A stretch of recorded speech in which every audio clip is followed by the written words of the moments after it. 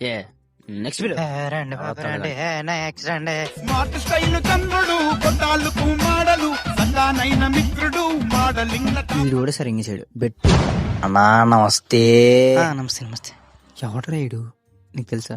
మన ఫైటర్ అంటారన్న ఆయన్ని. ఫైటరా ఏంటి ఈడా? ఇప్పుడు ఇస్తున్నావా? అంటే ఏంటంటే సార్, ఇప్పుడు మీరు ఒక డైలాగ్ చెప్పాలి.